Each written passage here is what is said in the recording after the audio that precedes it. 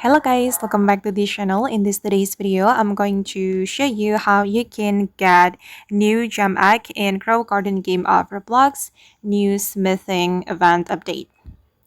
Okay, let's get into it guys. The smithing event has been dropped in Grow Garden and there is a new egg called gem egg. And to get the gem egg, you can go to this menu.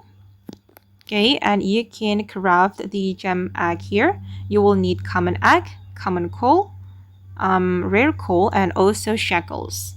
And to get the coal, you can submit your fruits, your gear item, and also your egg to this NPC, and you will get coal, random coal from this NPC, and you can use the coal to craft the gem egg.